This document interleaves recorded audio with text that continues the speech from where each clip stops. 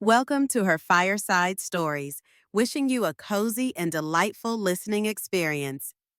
The last thing I expected to see on my daughter's wedding day was the twisted look of hatred on her face, and knowing it was all aimed at me. The lace train of her white gown swept across the polished floors of the opulent countryside estate, chandeliers sparkling overhead like tiny suns. My heart pounded in my chest as I watched Isla, my only child, refuse to meet my gaze even for a second. You'd think a mother would be overwhelmed by the joy of seeing her daughter in such a radiant moment, but I felt terror tightening its grip on me.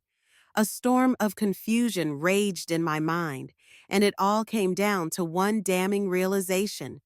Isla had lied about me to her fiancé, to her new in-laws, even to herself.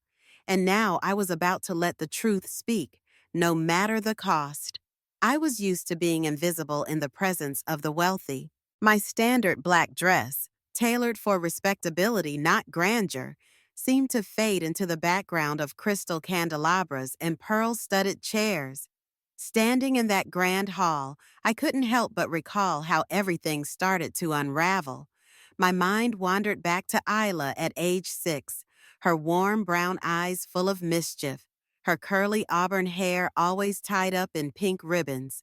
Back then, she'd run to me after every tumble on the playground, calling me Mommy C in her sweet lisp. Fast forward nearly 2 decades, and here we were, the grown version of Isla, with a sophisticated updo pinned high atop her head, stepping into a new life and treating me like a pariah at her own wedding. I felt the weight of the letter in my purse, the one that contained my final stand. I had meticulously documented the truth, every memory, every sacrifice, even hospital bills and photos. If Isla's new husband, Adrian, and his well-heeled family believed I was some kind of monster, they were about to learn otherwise. Little did I know, the shock I was about to deliver wouldn't just rattle the wedding. It would change everything I knew about my daughter. I wasn't always the thorn in Isla's side. Once upon a time, I was her champion, her confidant, her safe place. Our lives were simple in that cozy seaside town where the biggest thrill was the annual crab festival, and the only society event was Sunday brunch at the local diner. I worked as a paralegal for a modest legal firm. It was an honest job that put food on our table. I might not have had the time or resources to style my hair every morning, so I kept it in a short, practical pixie cut with a streak of silver that had made its early appearance, courtesy of years of stress. Yet, even though I might have lacked sophistication, I never lacked love for Isla. Her father, Marlon, passed away when she was barely 3. He'd been a carpenter. His rough hands always smelled of fresh pine. Despite the heartbreak of losing him, I took pride in how I navigated single motherhood. Isla never wanted for anything. When she developed a passion for ballet, I scraped together the fees for lessons and special shoes. When she showed an aptitude for debate in high school, I coached her at home, peppering her with questions until she could argue any side of a topic. My cheeks still flush with pride when I remember her winning that local competition, tears of joy streaming down her face as she clutched the small trophy. But as the years rolled on, I sensed a shift. Isla's beautiful hair got longer, styled in sophisticated ways, signaling her transformation. Invitations to fancy parties in bigger cities began rolling in. She started talking about living a life grander than the one I provided. "Mom, I need to reach for more," she'd say with a restless gleam in her eyes. I only nodded, not wanting to dampen her ambition. All the while, I felt the ground beneath us slipping. By the time she left for college, there was a growing chasm I could neither name nor close. When Isla met Adrian Mendoza, everything escalated. He was from a different world, a world of estate weddings, weekend polo matches, and winter getaways in Switzerland. The first time I saw him, I noticed how carefully sculpted his hairstyle was, a neat side-parted look that must have cost a fortune in salon visits. Or perhaps it was natural good genetics and confidence, the sort that money can buy when you've never known struggle. At first, I was relieved. If Isla truly loved this man, I'd be happy for her, but something about the way she shielded him from meeting me felt wrong. She claimed Adrian was extremely busy, but I suspected that wasn't the real reason. Weeks later, the dreaded phone call came from Isla, voice taut with tension. Mom, please do not share family details with Adrian if he asks.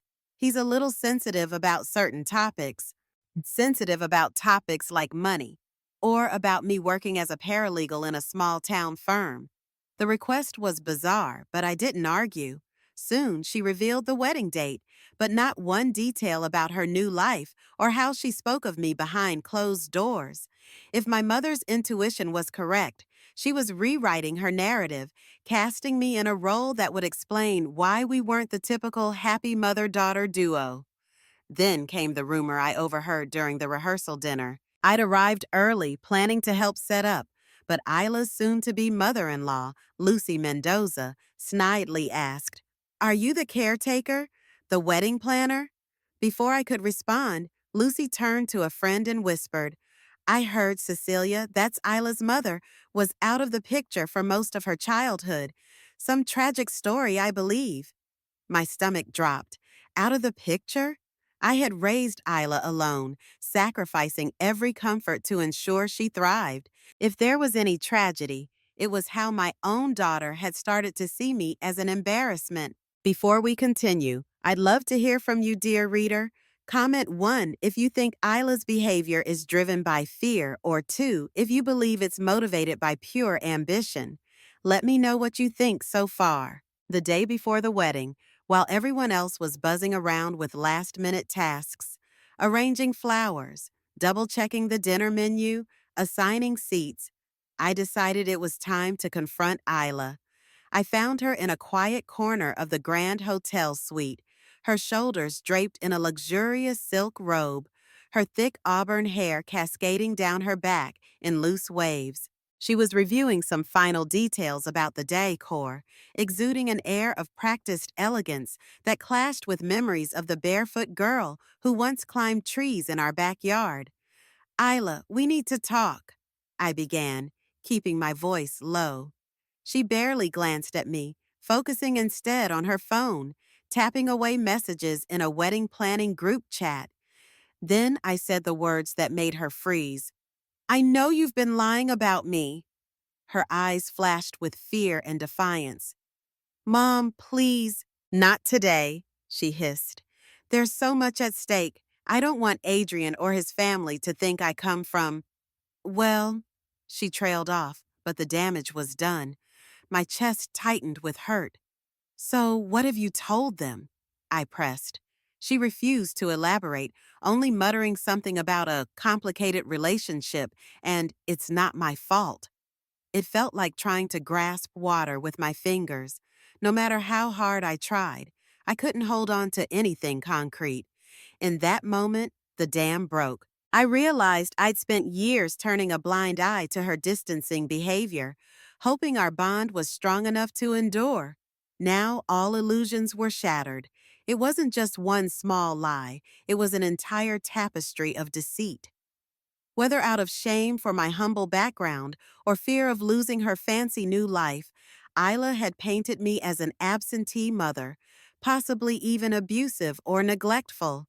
My heart pounded with anger, and I resolved that I would no longer remain silent. Tomorrow, during the wedding ceremony, if anyone gave me the chance to speak, or if they didn't, I would find a way. They deserved the truth, and Isla needed to face it. That night, I barely slept. The plush hotel bed felt more like a bed of thorns, every toss and turn reminding me of the turmoil I was in. On the nightstand lay the documents I'd gathered over the last few months, a paper trail of a mother's love. Birth certificates, immunization records signed by me, receipts for dance classes, photographs of us at various stages of her childhood. In each photo, my short pixie cut changed ever so slightly as the years progressed, and Isla's hair grew from pigtails to a stylish bob to the current sweeping locks that framed her face like a model in a fashion magazine.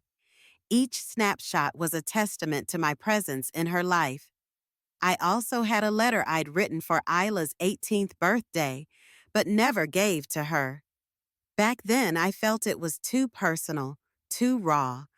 Now I saw it as a crucial piece of evidence, revealing just how deeply I cared. The letter spoke of my pride, of her boundless potential, of the memories I cherished, like the time she won that debate trophy in high school and how I cheered for her so loudly that everyone else in the auditorium stared. The letter captured my sacrifices in a way that was both heartfelt and tangible. The weekends I spent working overtime so she could have new ballet slippers. The Christmas breaks I cut short to meet urgent deadlines at the law firm so she could attend an extra study program. Yet a nagging voice in my head asked, couldn't you have done more? Maybe I could have. My finances were limited. I didn't socialize in the circles that led to Ivy League scholarships. But I never lacked in love, and I never turned my back on her. So how could she turn hers on me now, at the most pivotal moment of her life? As I watched the city lights flicker outside my window, I felt a surge of resolve. If she had fabricated a story about my abandonment, then tomorrow I would show them the truth. Morning dawned with a pinkish hue stretching across the sky, an almost ironic beauty given the dark confrontation ahead. I dressed in my simple navy blue gown, the one Isla had begrudgingly approved. With shaking hands, I pinned back my silver-streaked pixie cut, tucking in a small barrette that once belonged to her grandmother. It was something old, something borrowed, though not exactly in the spirit of wedding tradition. Still, it was a piece of my family's history that I clung to for courage. The venue was a sprawling estate with manicured gardens and marble fountains. White chairs were neatly arranged on the lawn, facing a rose-covered arch where the ceremony would take place. Guests arrived in waves, each more elegantly dressed than the last, their hair professionally styled in elaborate updos or slick, polished cuts. I felt distinctly out of place, but I held my head high. My gaze swept the crowd, noting the curious stares from some of Adrian's relatives. No doubt they were whispering about the mysterious mother who had allegedly been absent from Isla's life. My jaw clenched at the injustice of it. I spotted Isla, radiant in her lace gown, her auburn curls pinned to one side with tiny pearls. She looked breathtaking, but her eyes never found me. Adrian stood at the altar, tall and poised, his meticulously styled hair glinting in the sunlight. As the music began, a soft harp melody that drifted across the garden, Isla started her walk down the aisle, arm in arm with Lucy Mendoza, rather than me. My heart sank. I should have been at her side, not Lucy. But if this was the role Isla had chosen for me, an invisible specter, then it was time I changed the script. Let me pause here. What would you do in Cecilia's situation? Comment 1 if you'd confront Isla right now, or 2 if you'd wait until the reception to reveal the truth. I'm curious how you'd handle it. The ceremony itself was painfully beautiful. The officiant spoke of unity, love, and honesty, words that struck me as bitterly ironic. I watched Isla's lips tremble as she repeated her vows, promising loyalty and truth to Adrian. When the officiant asked if anyone objected to the union, I half rose from my seat, pulses of adrenaline shooting through me. But Isla shot me a warning glance so intense that I froze. My heart hammered. Part of me wanted to shout right then and there, but a quieter, more strategic instinct told me to wait for the reception, where I would have more time to speak uninterrupted. The applause that erupted after they were pronounced husband and wife felt hollow in my ears. Guests cheered, cameras flashed, and the newlyweds shared their first kiss as a married couple under a canopy of pastel rose petals. My mind, however, was elsewhere, fixated on the stack of documents and that letter in my purse. With each step I took toward the reception hall, it felt like walking to the front lines of a battlefield. Inside the estate, waiters circulated with champagne flutes on silver trays. A towering wedding cake dominated one corner of the room, covered in white frosting and delicate sugar flowers. The floral arrangements were mesmerizing: lilies, peonies, and roses in gold-trimmed vases. Yet the extravagant splendor only deepened my resolve. If Isla had gone to such lengths to present a perfect facade, maybe it was time for a reality check. I clutched my purse tightly, feeling the weight of my own truth inside it. As the guests settled, Lucy Mendoza made a theatrical toast, extolling Isla's virtues and how grateful they were to welcome her into their prestigious family. When she mentioned Isla's overcoming adversity and lack of parental support, I nearly choked on my water. My face grew hot with indignation. Adrian listened with an affectionate smile, his hand resting on Isla's, who kept darting nervous glances in my direction. She knew I wouldn't let this go unchecked. After Lucy's toast, the band began playing soft jazz, and the newlyweds moved to the dance floor for their first dance. By tradition, this is when the father or mother of the bride often cuts in for a moment, creating a beautiful memory. Instead, Lucy seamlessly inserted herself, guiding Isla through a few twirls, effectively shutting me out yet again. A few guests clapped politely, but most watched with bemused expressions, sensing the awkwardness in the air. I stood there on the sidelines, recalling the father-daughter dance Isla and Marlon never got to have. My eyes burned with tears I refused to shed in this public setting. After the dance, Isla excused herself briefly, and I seized the opportunity. Navigating through clusters of chattering guests, I managed to intercept her just outside the grand hall. Her face was tense, tiny beads of sweat forming at her temple, despite the carefully set hairstyle. "What are you doing, Mom?" she asked in a hushed, frantic voice. I confronted her in the hallway, the sounds of laughter and clinking glasses echoing from the other room. "I should ask you the same thing," I replied, anger lacing my tone. "You've told them I abandoned you, that I was never there. Isla, how could you?" She glanced around, making sure no one was listening.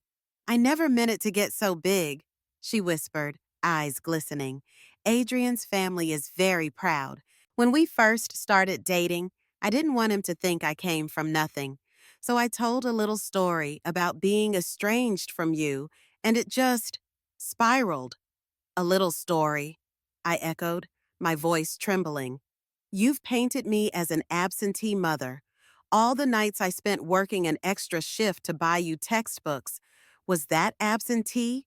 Every milestone I cheered you through, did that not happen?" Isla's cheeks flushed. She bit her lip, unable to answer. In that silent moment, I knew she was trapped by her own lies, by her fear of disappointing Adrian, by her shame of not fitting into his refined world. We stood like that, words caught in our throats, until the door to the hall opened and Adrian appeared, calling for Isla.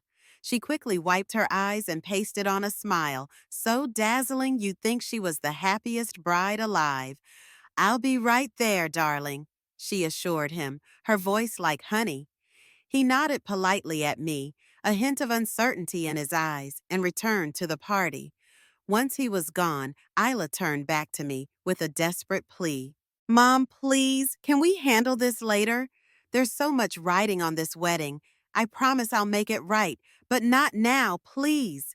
Every fiber of my being wanted to fling the documents at her, to force her to face the truth immediately. But I also saw the panic in her eyes. I remembered that once we were a team.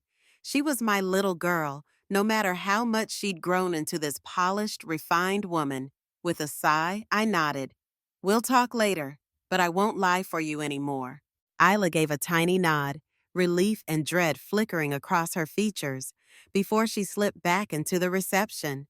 I lingered in the hallway, clutching my purse, heart pounding. A wave of conflicting emotions nearly overwhelmed me: anger, betrayal, pity, and a stubborn urge to protect her. Had I come all this way, armed with the truth, only to back down at the last moment? Maybe not, but for now, I'd give her the grace of a few more hours. I could still speak up at the reception. The question was, should I? And if I did, would it destroy Isla's newfound happiness beyond repair? I'm curious. Do you think Cecilia should confront Isla publicly or try a private resolution? Comment 1 if you believe a public reveal is necessary, or 2 if you think a private conversation is the better path. Let's see what you decide. Back inside the reception hall, the celebration was in full swing. The band had switched to livelier tunes, and the dance floor filled with elegantly dressed guests.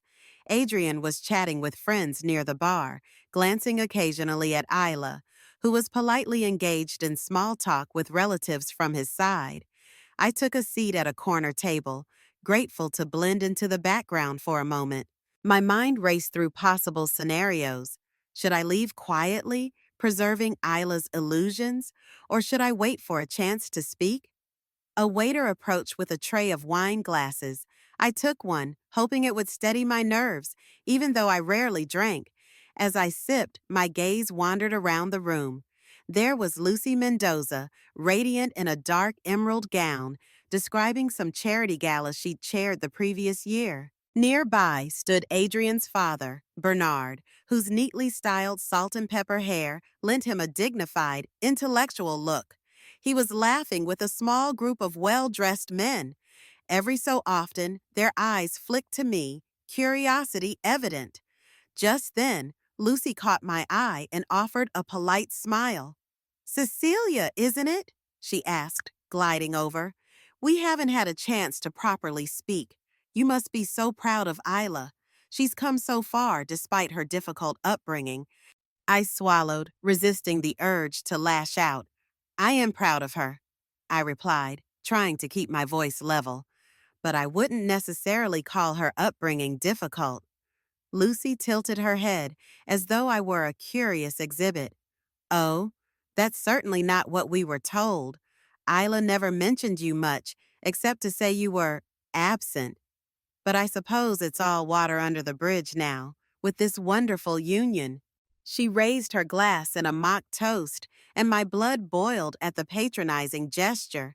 "You've only heard one side of the story," I said, a bit colder than intended. I could feel my composure slipping. This woman was repeating the very lies Isla had spun, and she did so with a righteous indignation that fueled my anger. If anyone needed the truth, it was Lucy Mendoza.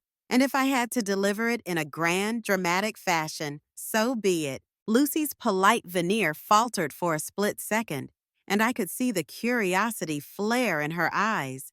"Well, of course there are always two sides," she said slowly. "But if Isla confided in us, I'm sure she had her reasons. Regardless, she's a lovely young woman with a bright future. We're delighted to welcome her to the family." I took another sip of wine, fortifying myself. "I'm sure you are, and I'm sure your family's name means a lot to her." My tone was sharper than a blade. Even though the wedding was meant to be a joyous occasion, I found it impossible to mask my bitterness. Lucy, for her part, offered a tight smile before excusing herself to greet other guests. Left alone again, I stared at my half-empty glass. The evening's events left a bitter taste in my mouth that had nothing to do with the wine. Had I been a better mother, or richer, or more cultured, would Isla have felt the need to lie? I'd always taught her to be true to herself. Now it seemed she was true only to her ambition, weaving a web of fabrications to impress these people. From across the room, Isla caught my eye and inclined her head slightly, beckoning me toward a table laden with gifts and a microphone stand, clearly intended for speeches. My heart lurched. She must have arranged for me to speak, perhaps to salvage our relationship in some small way. Or maybe she wanted me under her watchful eye so I wouldn't go rogue. Nerves fluttered in my stomach, but I reminded myself of the vow I'd made. I will not lie. I won't slander Isla, but I won't uphold her deceptions either. With trembling hands, I made my way to the microphone. The chatter in the room died down, and a hush fell as I cleared my throat. Isla stood beside Adrian, her manicured nails curled into his arm. Fear flickered in her eyes, fear of what I might say. And there, in the sea of expectant faces, I saw Lucy watching me with thinly veiled suspicion. "Good evening, everyone," I began, feeling the weight of the room's attention settle on my shoulders.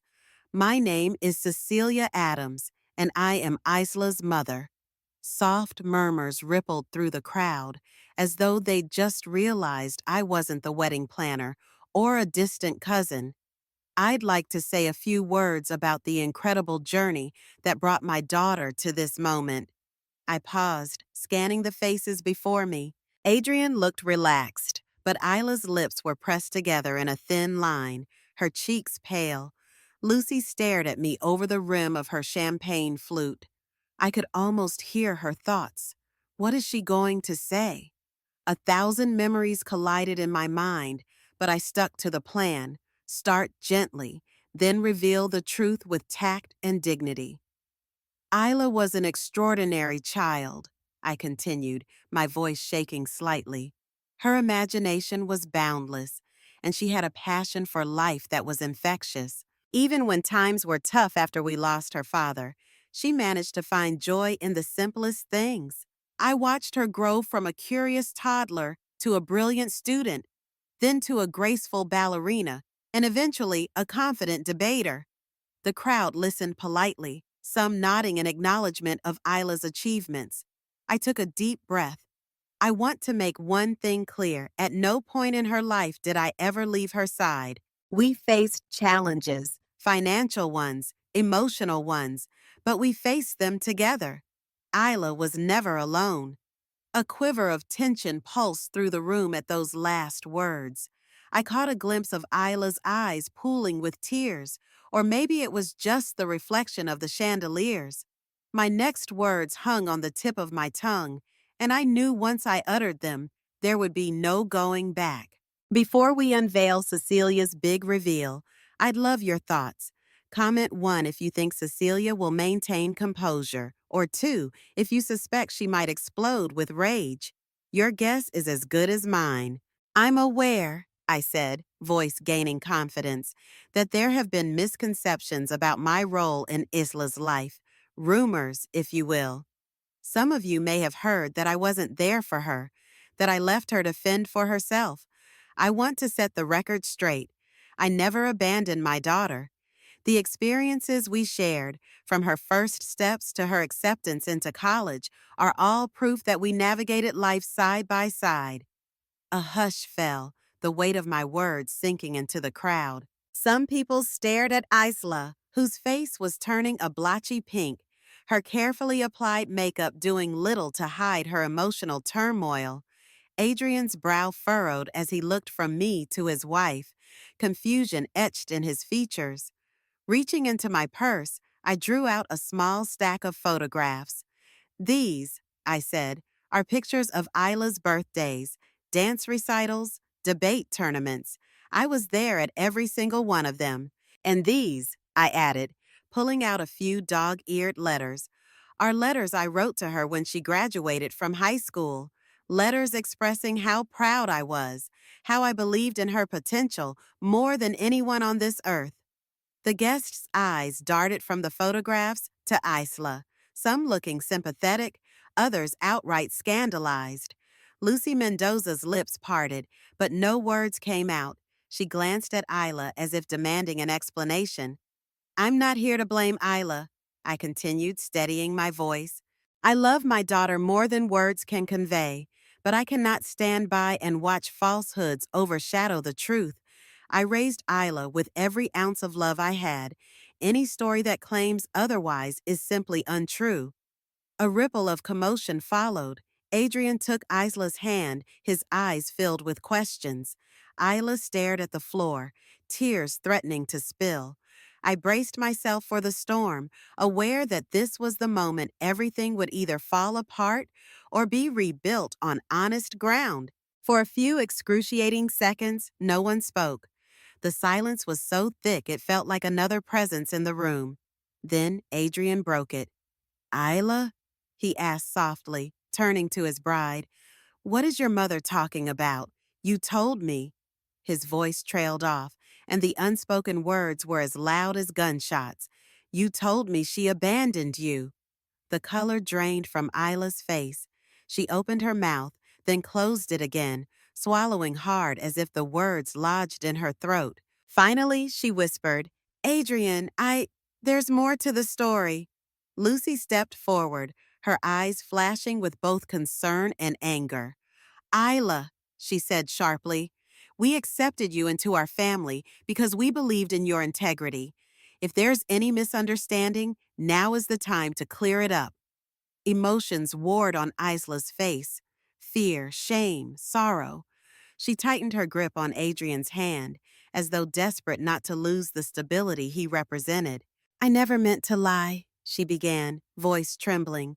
At first, I only omitted details because I was embarrassed about our financial struggles. I wanted to fit into this new world, Adrian, and then the story got bigger, and I didn't know how to stop. I stood at the microphone, feeling equal parts heartbreak and relief. She had finally admitted it. My chest tightened as I realized how much pain she must have carried. Fear of not belonging, not being good enough for Adrian's high society family. But was it worth rewriting our entire history? The question burned in my mind. Adrian let out a long breath, looking visibly hurt.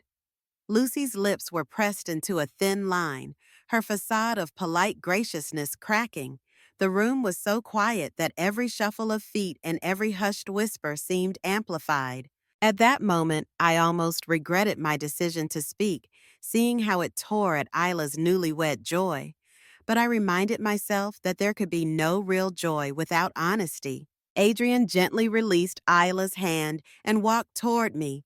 His posture was composed, but I could see the turmoil in his eyes. Cecilia, he said, I'm trying to understand. Isla told me you were rarely around, that she practically raised herself. She made it seem like you only occasionally showed up in her life. He glanced at the photographs on the table, frowning at the evidence that contradicted everything he knew. I was there, I replied softly, my voice thick with emotion. I worked long hours to support her, but I never abandoned her. Those pictures, those letters, they're just a fraction of the memories we share. My heart ached, wishing it didn't have to come to this, in front of so many strangers. Yet a part of me was glad the truth was finally out. Isla approached, tears streaking her cheeks. Her once perfect hairdo was slipping slightly, a curl falling across her forehead. Mom, I'm sorry, she choked out. I never wanted to hurt you, but I was terrified of losing Adrian. I thought if he knew about our financial situation, if he saw how different our worlds were, he'd walk away. And once I started lying, it spiraled out of control. A wave of sympathy washed over me, mingled with anger and sadness. I gently took her hand. Oh, Isla, I murmured. I would have helped you in any way I could, but you never needed to lie. If Adrian truly loves you, none of that should matter. At that, Adrian's expression hardened, as if he was trying to piece together how the woman he loved had deceived him. Lucy stepped in, addressing me directly. Cecilia, I'm sorry for any assumptions we made. We only had Isla's version of events. It never occurred to us to question it. But this doesn't excuse the fact that she misled everyone. Isla's tears came faster now. She pleaded with Adrian. Please say something. I know I messed up, but you know me. You know my heart. I love you. The room waited with bated breath, uncertain whether their union could survive this revelation. What do you think Adrian will do? Comment 1 if you think he'll forgive Isla, or 2 if he'll ask for an annulment. Share your guess. Adrian stood in the center of the room, silent as a statue while a storm brewed inside him. I could almost see the gears turning.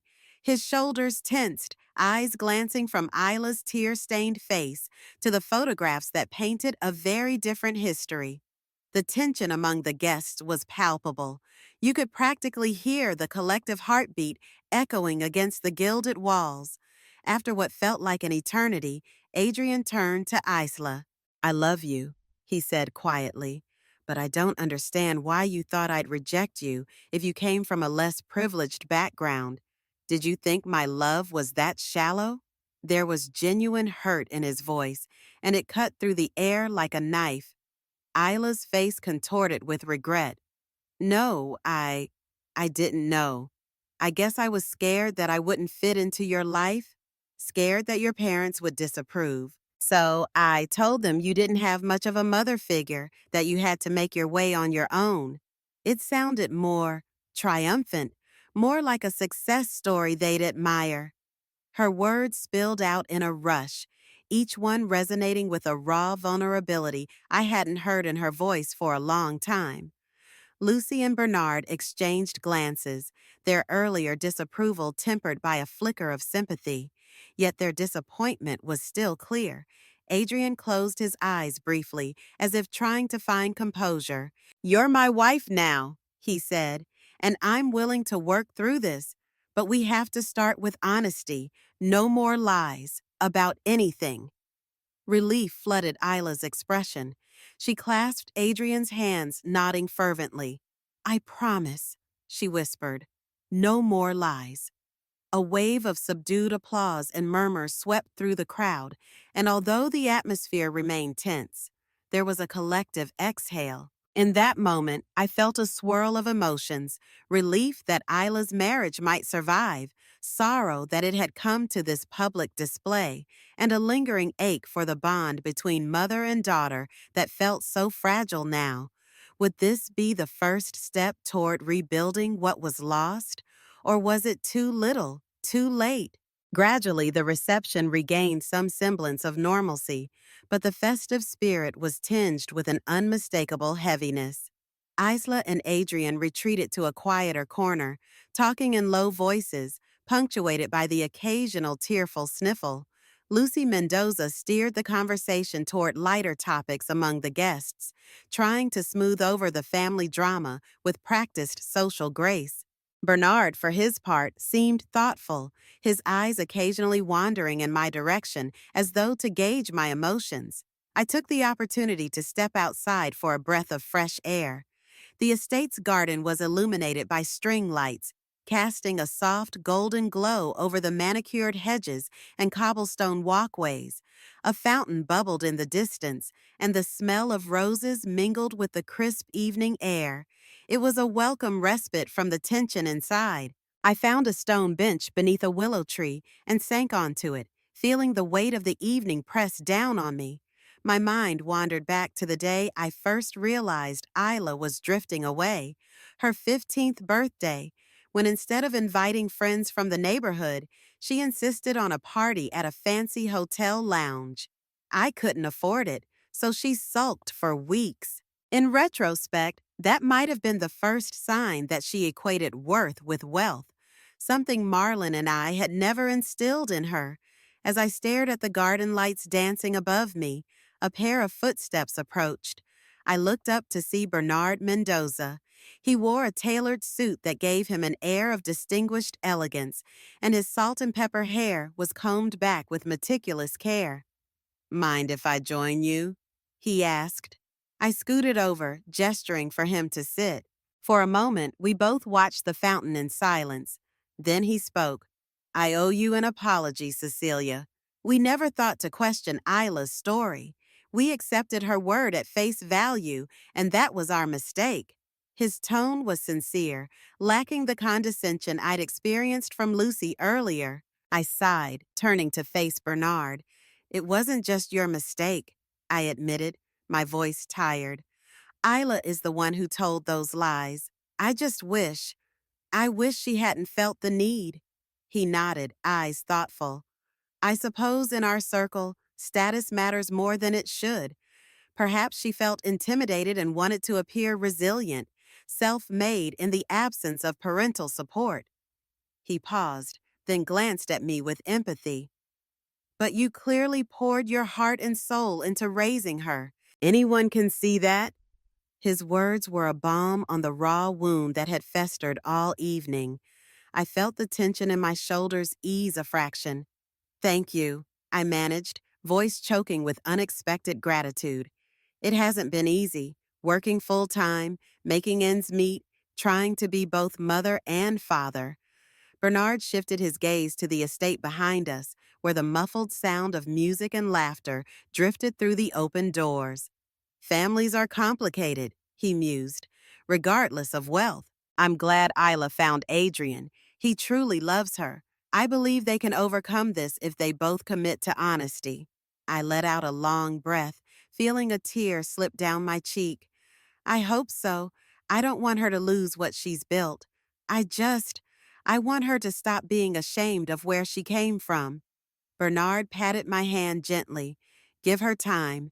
Young people often make mistakes in the name of pride. I have a feeling that she'll learn from this, and perhaps even grow closer to you in the long run. Secrets and lies only create distance.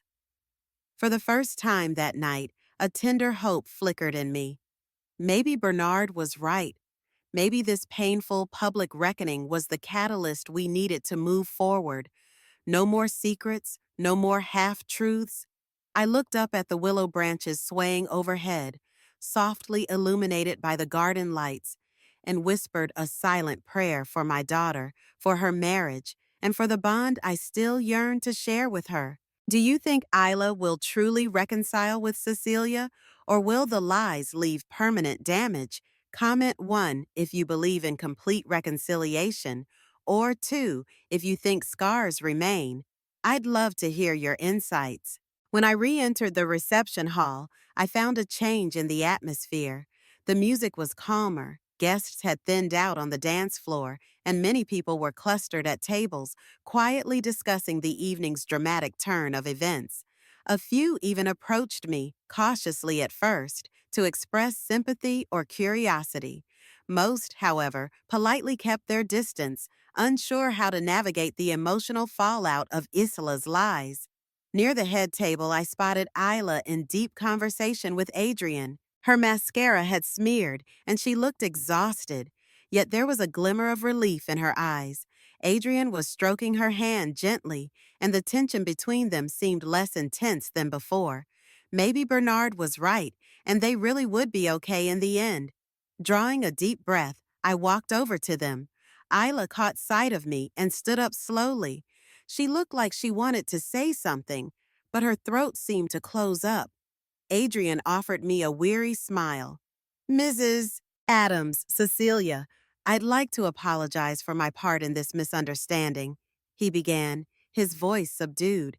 I never wanted to cause a rift in your family. I just didn't know the real story. I shook my head. You have nothing to apologize for, Adrian. You believed the person you love. Isla's lower lip trembled. Mom, she started, her voice barely audible. Thank you for not trying to humiliate me. You could have ruined everything, but you didn't. I'm so sorry for what I said, for what I did. She paused, tears filling her eyes again. I don't expect you to forgive me overnight. I don't want this to be the end of our relationship. My heart clenched. I'd imagined this conversation 1,000 times, but not quite like this. Amid the remnants of a wedding celebration that felt more like a battlefield. We can find a way through, I managed, my voice wavering. But honesty has to be the foundation going forward. No more lies, Isla. She nodded, swallowing hard. In that moment, I saw a flicker of the young girl who once confided everything in me, who held my hand when thunderstorms scared her at night. Gradually, the attention in the room drifted away from us. The evening program resumed with a low-key version of the planned entertainment, a smaller band playing soft tunes, a cupcake tower being unveiled alongside the grand wedding cake. It seemed a last attempt to restore a semblance of celebration. Isla excused herself to freshen up, and Adrian followed, leaving me momentarily alone at their table. I sank into a plush chair, letting the background hum of conversation and gentle music soothe my frazzled nerves. Lucy approached, her designer heels clicking against the marble floor. She set a glass of champagne before me. I know it's not water, she said with a small, wry smile, but I think you could use it right now. I hesitated, then picked up the flute.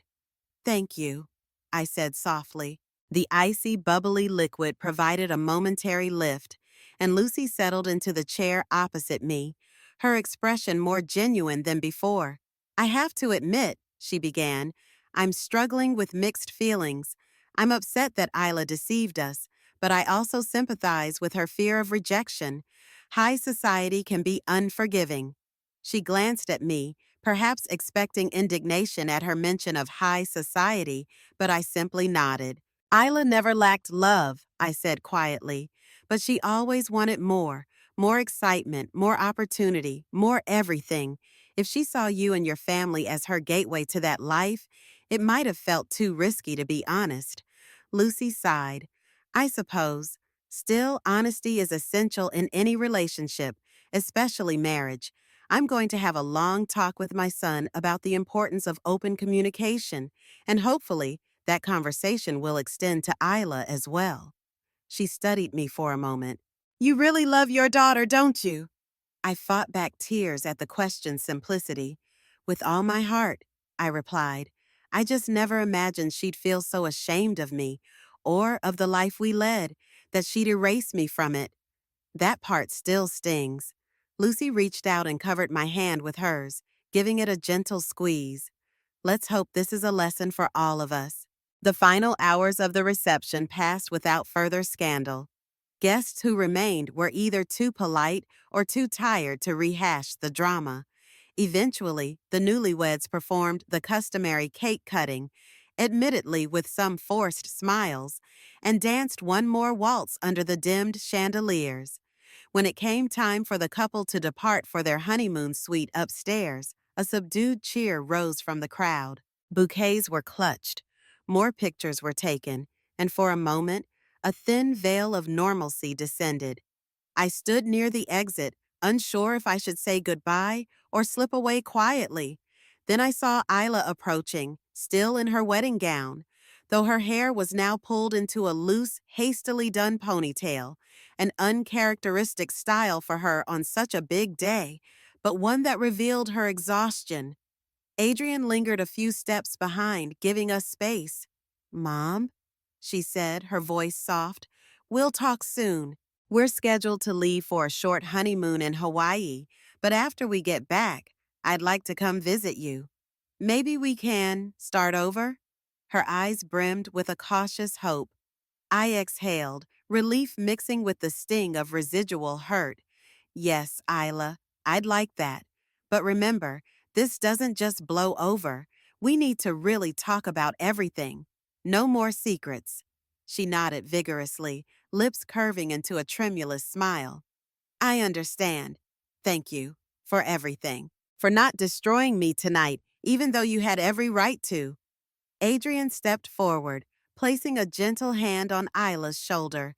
Cecilia, you're always welcome in our home. I promise. His tone was warm, tinged with humility.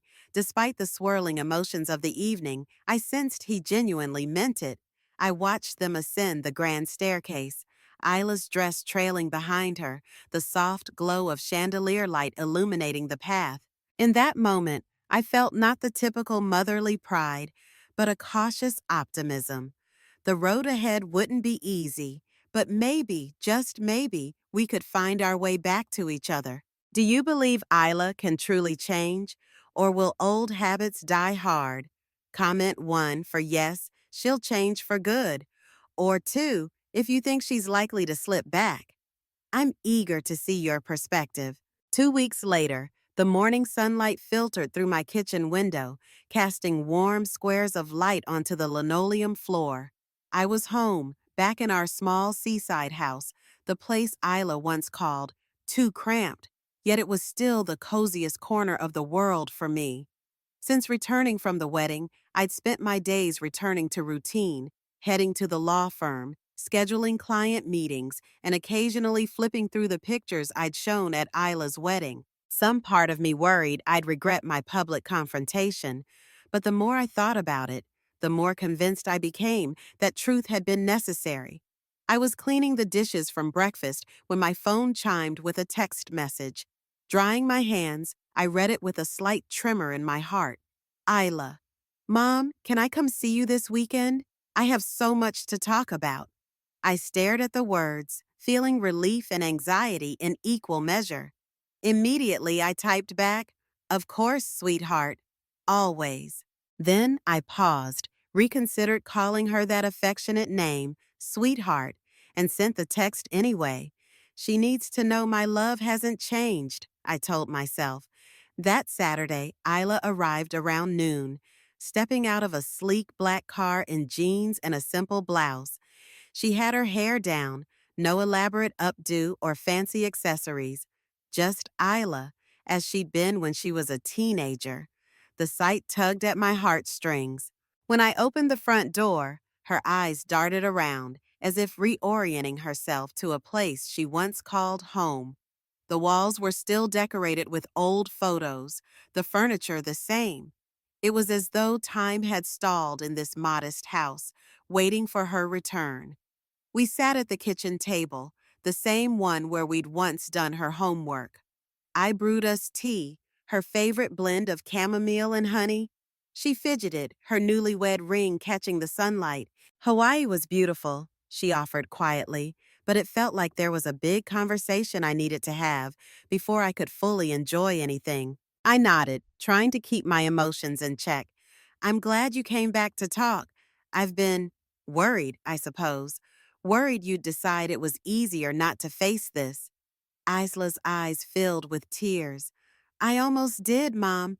I almost stayed away. But Adrian reminded me that if we want a real marriage, we can't build it on secrets or avoidance. So here I am. She placed her trembling hands on the table, looking at me with a vulnerability that I hadn't seen since she was a little girl. I'm sorry, she said, voice cracking, for everything, for making you out to be something you're not, for lying to Adrian's family, lying to Adrian. I never stopped loving you. I thought I'd lose everything if people knew the truth. I inhaled deeply, letting her words seep in. I wish you'd come to me, I said gently. We could have found a way together. You've always been ambitious, Isla, and that's a good thing, but not at the cost of integrity. Her head bowed, tears dripping onto the table. I know. I didn't realize how much damage I was doing until it was too late. I was so caught up in impressing people and making sure Adrian's family approved. She wiped her cheeks. They've been kind to me since the wedding, but there's a bit of distance now, especially from Lucy. I can't blame her. Trust once broken is hard to repair. You can rebuild it, I whispered, remembering Bernard's words. But you have to be honest from now on, no matter how uncomfortable or risky it feels. It's the only way you can have real relationships, both with Adrian's family and with me. A shaky exhale escaped her. She nodded. I understand, Mom. I'm prepared to do whatever it takes. She paused, her eyes scanning the kitchen, lingering on an old photo of us at a beach carnival. And I want to rebuild with you too, if that's possible. I reached across the table, grasping her hand in mine. It's more than possible, I said, my voice thick with emotion. You're my daughter. Nothing will change that. For a moment, we sat there in silence, letting the past few weeks' tension dissolve in shared tears. There was a sense of catharsis in that quiet exchange. I thought about the years of small resentments and misunderstandings that had silently grown between us. The lies told at her wedding had blown the problem wide open, forcing us to confront it in the starkest way possible. Perhaps it was a twisted blessing. Now, at least, everything was on the table. Eventually, I fetched a box from the living room, the same box I'd carried to the wedding. Inside were the documents and photographs I'd shown that night, plus a few I hadn't. As Isla leafed through them, I narrated the stories behind each one. The time we cooked pancakes on a Saturday morning and ended up burning half of them. The night she couldn't sleep because she was nervous about her first day of high school. The weekend trip to a theme park where she'd squealed louder than any of the other kids. I could see her face soften with every memory. Mom, she said quietly, I can't believe I almost erased all of this. It hurts to think I was willing to trade these moments for social approval. I squeezed her shoulder gently. We all make mistakes, Isla. You had big dreams, and I understand that. But we have to move forward now, with honesty and understanding. She exhaled slowly, wiping a tear. Adrian and I are planning to hold a small family gathering next month, just immediate relatives. I want you there. We'll make an official statement about everything, clear the air with everyone, my in-laws especially. Would you be okay with that? My throat tightened, but I nodded. If it's what you need to do, I'll support you. Let's face this together. It's a roller coaster, isn't it? Comment 1 if you think this family gathering will bring closure, or 2 if you foresee more drama. I appreciate your thoughts. A month later, I found myself at Adrian and Isla's new home, a spacious modern house perched at the edge of a pristine suburb. Floor-to-ceiling windows offered a panoramic view of a manicured lawn and a small lake beyond. Stepping inside felt like entering a magazine spread. White walls, minimalist furniture, tasteful artwork. And there, in the open-concept living area, stood Isla, more relaxed than I'd seen her in ages. Her hair was styled in a casual shoulder-length cut, with delicate layers framing her face. Gone were the meticulously polished updos. In their place was a style that felt more authentically her. A small gathering had been arranged. Lucy and Bernard were seated on a plush sectional sofa, sipping coffee. Adrian stood near the kitchen island, greeting me with a friendly nod. A few other relatives I recognized from the wedding were scattered about, all looking slightly nervous, presumably because they knew the real reason for this get-together. Isla beckoned me to sit on the sofa beside Bernard. She cleared her throat, drawing everyone's attention. Thank you all for coming, she began, voice trembling with a mix of nerves and resolve. I asked you here because there's something important I need to address. Some of you know part of the story. Others might be in the dark, but I want everyone to hear it from me. A weighted silence fell over the room. Bernard set his coffee cup down, and Lucy leaned forward, her eyes carefully neutral. I lied about my upbringing, Isla continued, pressing her hands together. I told stories that made it sound like I grew up without a mother's love, struggling alone. I did it because I was scared that I wouldn't fit in, that you'd disapprove of me. It was wrong, and I regret it deeply. I want to apologize to all of you, but especially to my mother. She turned toward me, eyes brimming with sincerity. Mom, I hope you can forgive me. I know I've hurt you immeasurably, but I promise I'm committed to making this right. My throat tightened with emotion. I glanced around the room, seeing various reactions: surprise, compassion, even lingering disappointment. But no one interrupted or criticized her. They let her speak. I stood up, feeling every eye on me. I accept your apology, Isla, I said, my voice shaky but warm. And I'm proud of you for owning up to your mistakes. I know this wasn't easy. She exhaled, a weight visibly lifting from her shoulders. Adrian moved closer, placing a hand on her arm, a supportive gesture that said, I'm with you. Then, one by one, the other family members murmured their acceptance or offered kind words. Lucy rose and hugged Isla, a gesture that seemed to say she understood, even if the trust would require time to fully mend. Bernard gave me a gentle smile, as if to say, we'll get through this. After that, we transitioned into a more comfortable gathering, sharing stories about each other's backgrounds and, importantly, laughing. A sense of relief permeated the air, and I realized that honesty had indeed liberated all of us from the weight of Isla's fabrications. Later, as the sun dipped below the horizon, Adrian invited everyone to the backyard for a final toast by the lake. A table was set up with chilled champagne and sparkling cider. The golden glow of dusk illuminated the water, and it felt like a symbolic fresh start. Isla stepped forward, clearing her throat. I just want to say thank you. Thank you for giving me a second chance. And thank you, Mom, for fighting for our relationship, even when I tried to push you away. I felt tears prick my eyes. Maybe some scars would remain, but scars are simply reminders of lessons learned. The important thing was that we were here, united by truth instead of torn by lies. As we raised our glasses, I looked at Isla's face, a mix of relief, gratitude, and renewed humility. For the first time in a long while, I felt I could see my daughter again, not just the polished persona she tried to project. To new beginnings, I offered, lifting my glass. To new beginnings, the group echoed, voices overlapping in the soft twilight. We sipped, letting the fizz of champagne and the serenity of the lake blanket us in quiet hope. In that moment, I knew that while we couldn't erase the pain of the past, we could forge a better future, one defined by honesty, understanding, and a love that refuses to let even the deepest betrayal win. Thank you for reading this long-form narrative. My daughter lied about me to her husband, so I let the truth speak at the wedding.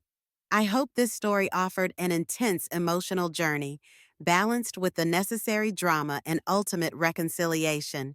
Feel free to revisit any paragraph, share your thoughts, or even suggest alternative endings.